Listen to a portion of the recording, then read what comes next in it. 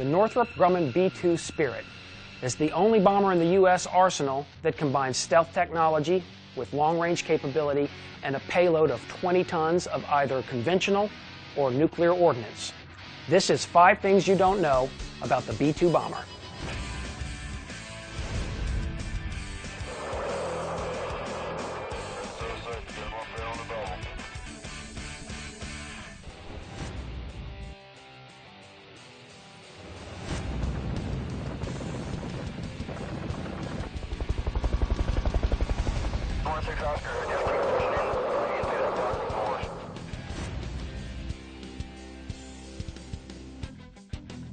With a range of 6,000 nautical miles unrefueled and over 10,000 nautical miles with just a single mid-air refueling, the B-2 can be over any point on the globe within hours. But because the B-2 fleet is stationed at Whiteman Air Force Base in Missouri, the typical combat mission usually requires more than 30 hours of flight time for the 2-person crew. As a part of Operation Enduring Freedom, the B-2 flew the longest combat sortie in its history, a record 44.3 hours. The mission, which was flown during the opening weeks of the bombing campaign, involved a flight from Whiteman to Afghanistan and back.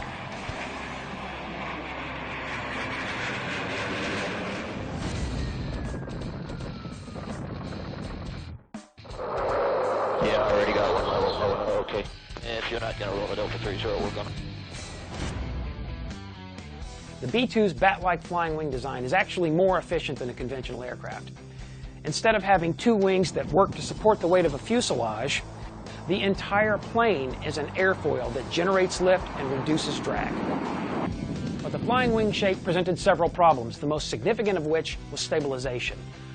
In the early 1980s, advances in computer technology finally made it possible to stabilize the flying wing. And Northrop Grumman therefore began building the B-2 with a sophisticated fly-by-wire system. Instead of the pilot making all manual adjustments to the flight controls, a computer is used to compensate for the inherently unstable flight characteristics of the design. In other words, the pilot provides the control input and the computer does the rest.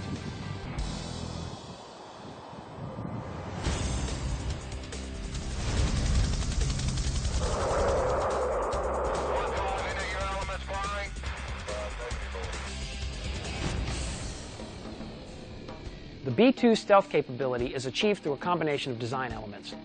The body of the aircraft is built of a composite material specially designed to absorb radio energy, while parts of the airframe, like the leading edge, are covered in radio-absorbent paint and tape, the exact details of which remain classified. Additionally, the engines are buried inside the aircraft to dampen noise, and exhaust passes through cooling vents, which reduces the infrared signature. For the pilots, all this stealth means unique challenges when they're flying in friendly skies. Immediately upon departing Whiteman, they must remain in constant contact with civilian air traffic control because they're in danger of mid-air collision with commercial aircraft that can't see them.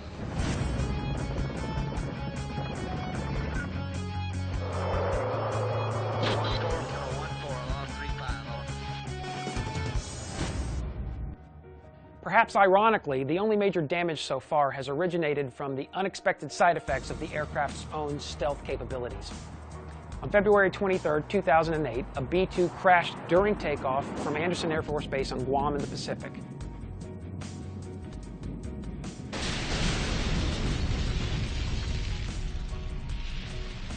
The cause of the crash was later determined to be tropical moisture affecting the sensors that calibrate altitude and airspeed. It had a hull value of $1.4 billion, making it the most expensive crash in U.S. Air Force history. 2 years later, another B-2 was almost lost to an engine fire. Because the engines are buried inside the airframe, crews could not easily access them to put out the flames. Although the aircraft was heavily damaged, it was able to be saved.